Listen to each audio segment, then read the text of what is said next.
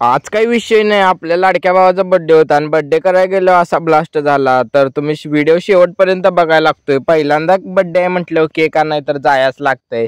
मग आलतो कुपवाडमध्ये आस्की बेकरीमध्ये. पहिला मग आतमध्ये जाऊन घेतलो. मग केक कसले बघायला लागलो. केक मस्त होते. मग त्यातला एक केक सिलेक्ट केला आणि त्यावर आपल्या भावाचं नाव कडकमध्ये असं टाकून घेतलं. तुम्ही आता नाव टाकताना बघू शकता त्याचं नाव काय आहे. मग त्याला कमेंटमध्ये शुभेच्छा द्यायला विसरू नका. मग असा केक फायनली सिलेक्ट करून आम्ही घरी आलो. घरी आल्यावर आहे ना, केक तर असा उघडला एकदम खतरनाक मध्ये. आणताना थोडा डॅमेज झालता, तरी पण म्हटलं डॅमेज झाला तरी काय झालं, सेलिब्रेशन थांबलं नाही पाहिजे. लई टाइम न घालवता तुमचा आता फास्ट मध्ये असा केक उघडून घेतला. मग आई आली सगळ्यात पहिल्यांदा पुढं. आई सगळ्यात मोठे म्हटल्यावर आई म्हटली थांबा मीच वळते. आपल्या महाराष्ट्रामध्ये अशी प्रथा आहे की बर्थडे हे काही सेलिब्रेशन करायचं झालं तर पहिला वळून घेतणं खूप महत्त्वाचं आहे. तर स्वातीताई आली. स्वातीताई म्हटली मी पण वळून घेते. मग तेवढ्यात विषय काय झालता, सार्थक आमचा एकदम कडक मध्ये नटला नव्हता, पण त्याला वाटायला की त्याचाच बर्थडे. विषय संपला. माझ्या प्रत्येक व्हिडिओमध्ये छोटा सैनिक असल्याशिवाय मज्जा येत नाही. मग छोट्या सैनिकासोबत सगळ्यांनी फोटो काढले. छोटा सैनिक म्हणजे आमच्यातला सेलिब्रिटी असल्यासारखाच आहे. मग आता फक्त केक कापायचं काम होतं आणि केक कापायला भावाला चाकू तर लागणारच. मग काय ही सगळी आपली आलेलीत बर्थडेला, ह्यांचा पण थोडा व्ह्यू घेतला. म्हणलं ह्यांना दुखवायला नको. मग घरातनं एकदम कडकमध्ये केक कापण्यासाठी चाकू आणला आणि लगेच सेलिब्रेशन लावायला सुरुवात केली. ही काही तर ब्लास्टच होते. आता बघा, ही ब्लास्ट झाल्यावर घरातले सगळे कावले, कसलं काय आणलंय, यूज करून तर आणायचं नाही का. मी म्हटलं तिथंच वाजवलं असतं तर इथं काय वाजवलं असतं.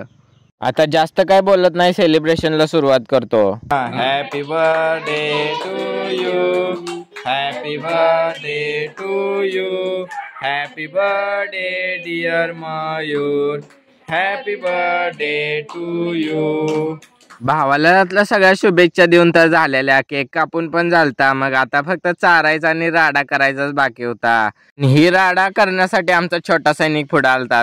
भाव म्हणला राडा नंतर करू, पहिला केक खाऊन घे. मग छोटा सैनिक म्हणला थांब मला चारतोय, आज तुझा बर्थडे तुलाच चारवतो. लावायचा लांबच राहिला. छोटा सैनिकनं फक्त केकच चारला. त्याला कधी खायला असं केक झालतं. मग आई पण समोर आली.